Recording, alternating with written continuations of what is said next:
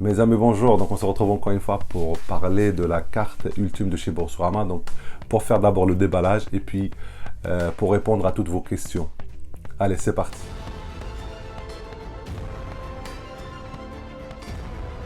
Donc, la carte ultime, elle est là. Je l'ai reçue, voilà.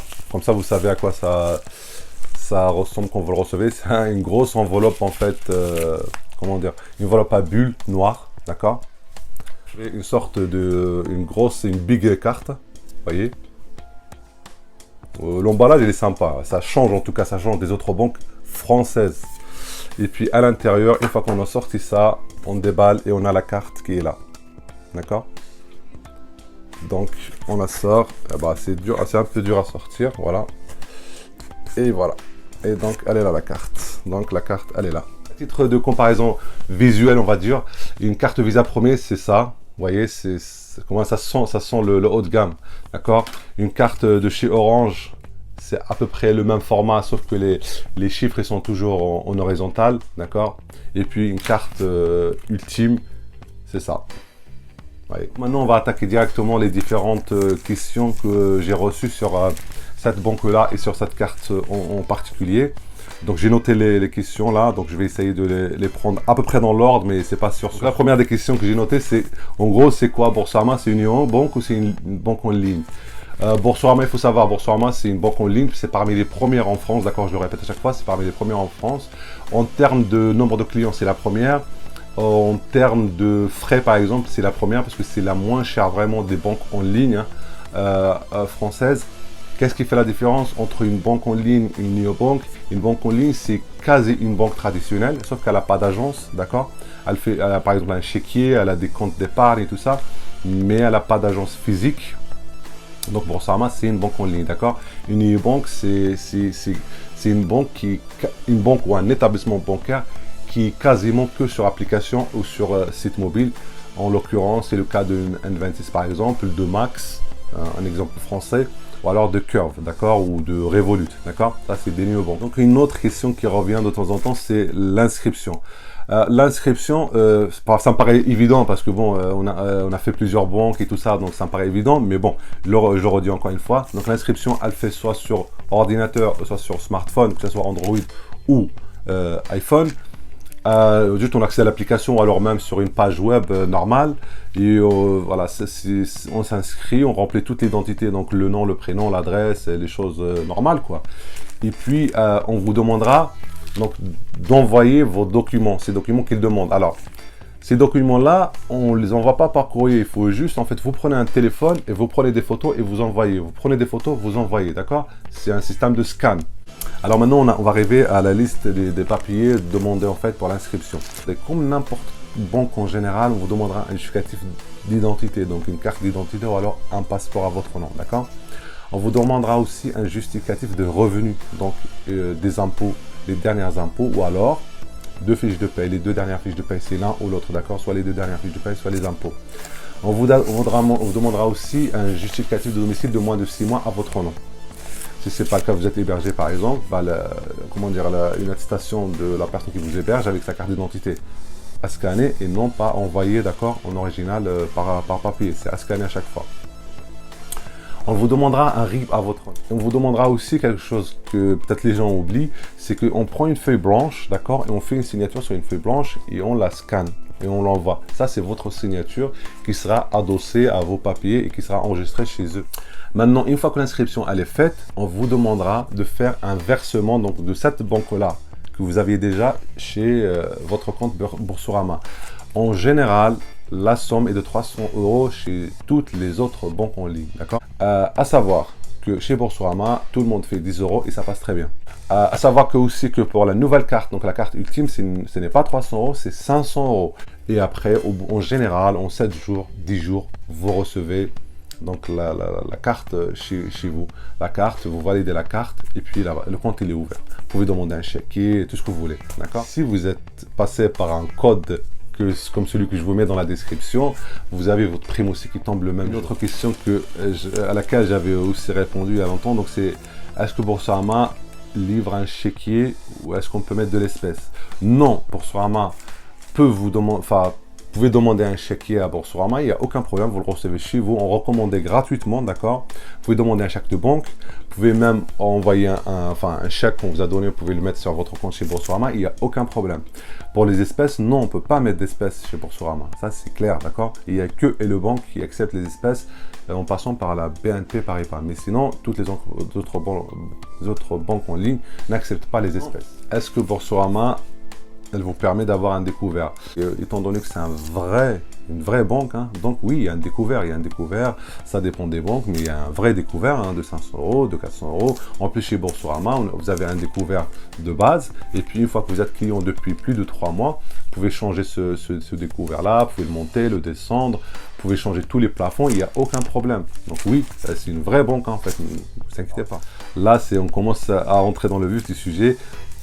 Quelle carte nous propose Boursorama? Donc d'abord à l'entrée de gamme on a l'entrée de gamme, c'est pas ça, c'est plutôt par palier de revenus en fait. On a c'est la gamme Welcome, en fait c'est une carte normale à autorisation systématique, et cette carte là en fait on ne vous demandera pas de revenus, d'accord? On vous demandera pas de revenus comment dire, d'avoir un revenu particulier, d'accord? Elle est sans condition de revenu. Sa seule condition, c'est que si vous ne l'utilisez pas une fois par mois, vous payez 5 euros, d'accord? Donc il faut l'utiliser minimum une fois par mois. Et donc ça, c'est l'offre Welcome, d'accord?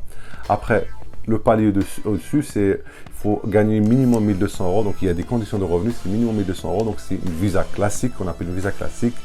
Elle est avec toutes les couleurs, rose, bleu, grise et tout ça. Et celle-là, par contre, donc on a 1200 euros, on ne vous demandera pas d'utiliser votre carte. Ou alors, la condition dans les règles, c'est qu'il faut l'utiliser une fois tous les 6 mois. Sinon, Boursorama a le droit de vous demander de la restituer. Sinon, vous avez la carte Visa Premier. Donc ça, c'est le haut de gamme de chez Boursorama et de haut de gamme de chez Visa en général. Donc celle-là, elle est bien sûr à condition de revenu. C'est 1800 euros minimum par mois. Ou alors avoir 5000 euros donc cours sur votre compte bancaire, d'accord? Donc 5000 euros d'encours sur votre compte bancaire, ou alors 1800 euros de revenus de salaire. Et donc c'est Visa Premier, donc c'est Visa avec toutes les assistances, les garanties, tout ça. Donc là, il n'y a pas de souci. Celle-là, par contre, il n'y a pas de conditions d'utilisation, donc c'est une fois tous les... Maintenant, donc depuis le 11 juin, il y a la carte ultime. Donc la carte ultime, c'est quoi? Puisque là, c'est le vif du sujet, c'est que la carte ultime, elle reprend les mêmes caractéristiques que Visa Premier.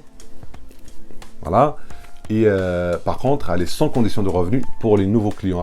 Donc, je répète encore une fois, une carte avec à peu près, on va parler de ça, mais c'est à peu près les mêmes caractéristiques qu'une Visa Premier, avec le point phare sur lequel communique Boursorama, c'est les frais à l'étranger, les retraits à l'étranger, les paiements à l'étranger qui sont complètement gratuits, 100% gratuits. Quelles sont les conditions pour avoir cette carte-là, la carte ultime? Déjà, il y a deux cas différents. Il ne faut pas se tromper. Vous êtes client Boursorama, vous n'êtes pas encore client Boursorama, c'est pas du tout la même chose. Donc, si on est nouveau client, c'est très simple. Il n'y a pas de condition de revenu. On vous demandera les mêmes papiers que pour n'importe quelle carte. On vous demandera juste de faire un versement de 500 euros au lieu de 10 euros ou de 300 euros, d'accord? Et bien sûr, donc, comme je vous dis, attention, c'est une utilisation par mois, sinon c'est 15 euros, d'accord? Ça, c'est pour les nouveaux clients, d'accord? Donc, c'est une carte sans aucune condition de revenu. Vous vous rendez compte? Une carte pratiquement haut de gamme, sans aucune condition de revenu. Ça, c'est nouveau client. Et là, on arrive au deuxième cas, vous êtes déjà client Boursorama.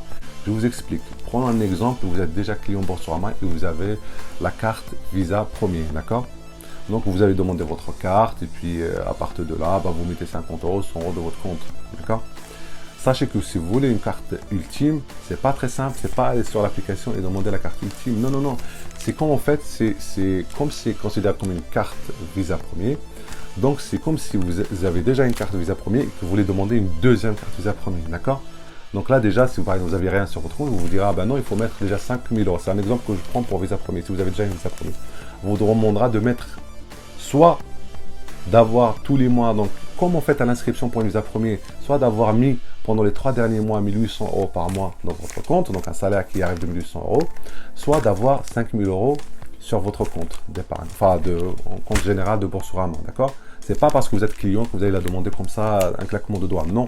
Donc je le répète, c'est soit d'avoir donc un certain montant pour la demander, cette ultime-là, pour la demander en remplacement de votre carte Visa premier, soit d'avoir voilà, une certaine somme, d'accord? Donc, c'est pas si évident que ça.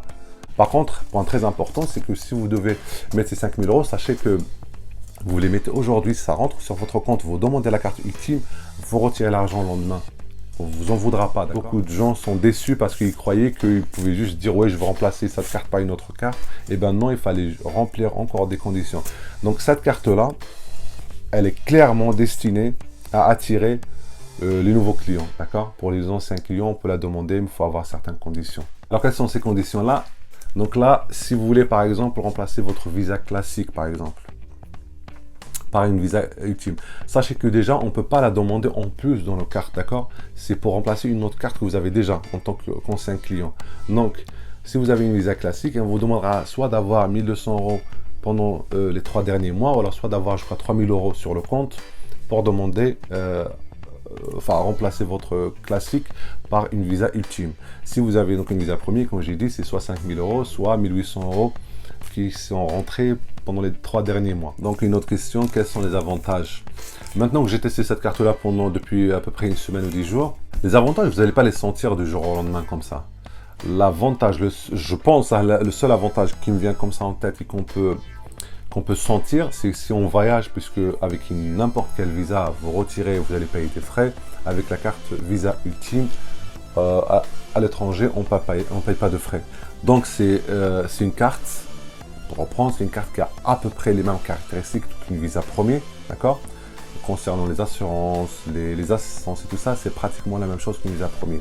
Autre chose de très important aussi, c'est qu'il faut savoir que c'est une carte à autorisation systématique, mais elle vous permet d'avoir un découvert, d'accord? Un découvert de 100 euros que vous pourrez changer après à votre guise jusqu'à 200 euros. Bien sûr, c'est une carte qui est compatible Apple Pay, Google Pay et Samsung Pay. Donc ça, c'est déjà très important, il faut le notifier. Une autre question, donc celle-là aussi, elle revient de temps en temps, c'est est-ce qu'on peut louer une voiture? C'est un peu difficile de répondre à cette question-là. Une carte, c'est une carte, on peut louer une voiture, d'accord? Le problème qui se pose avec cette carte-là, c'est que dans certains pays, on ne regarde pas votre carte, on ne vous connaît pas, on ne regarde pas votre banque, d'accord? Ce qu'on regarde, c'est que sur la carte, il faut qu'il y ait écrit crédit. C'est comme ça, c'est des normes. En fait, en France, c'est un peu différent, mais en général, par exemple, en Espagne, aux États-Unis, tout ça, c'est des normes. Leurs cartes, c'est pas les mêmes que nous. Il faut que ça soit écrit crédit, d'accord? Donc, même si vous avez 100 000 euros, eux, ils s'en foutent, il faut que ça soit crédit. Et vu que cette carte-là, bon, bah, c'est pas une carte de crédit, donc je suis pratiquement sûr qu'en Espagne, aux États-Unis par exemple, on ne pourra pas louer une voiture, on ne pourra pas réserver une chambre à l'hôtel. Ce n'est pas la carte ultime en elle-même qui pose problème, c'est le fait que ce n'est pas une carte de crédit, d'accord? Donc, ouais, à l'étranger, je pense qu'il vaut mieux prendre une deuxième carte avec vous, une carte de crédit, d'accord? Vu qu'on parle de l'étranger, je rajoute aussi un point très important, c'est que chez Boursorama, quand vous partez à l'étranger, n'oubliez pas d'aller sur l'application et de déclarer dans quel pays vous partez. Un point très important aussi, vu qu'on a parlé d'une carte à autorisation systématique, sachez que même si c'est une carte à autorisation systématique, cette carte-là, par exemple, c'est pas légal de N26 dans le sens où vous n'aurez pas la notification instantanée du début. Ouais, encore une question, mais qui aurait pu être au milieu, donc là, vers la fin. Donc, on m'a dit que la carte Boursorama Ultime a les mêmes caractéristiques d'une Visa premier. Qu'en est-il des salons d'aéroport? Ah, donc voilà, donc je comprends. En fait, la personne, elle veut parler, par exemple, l'accès au salon dans les aéroports, par exemple. Oui, puisque je le répète encore une fois, Visa Ultime, elle a à peu près les mêmes caractéristiques qu'une Visa premier, d'accord? En plus de ça, vous avez accès au salon dans les aéroports, sauf c'est pour ça que les gens ils se posent la question, parce que ce truc-là, on ne peut pas trouver sur le site internet directement. J'ai dû appeler en fait pour leur demander. Et ça en fait, c'est parce qu'ils disent qu'on peut y accéder, d'accord? Déjà, il y a deux conditions. C'est qu'il faut avoir minimum 1 heure de retard. Et deuxièmement, le service n'est pas encore accessible, n'est pas encore fait. Et on me dit, pour le délai, on me dit que c'est prochainement dans quelques semaines. Donc on arrive à la fin de cette vidéo. J'espère avoir éclairci un peu les choses.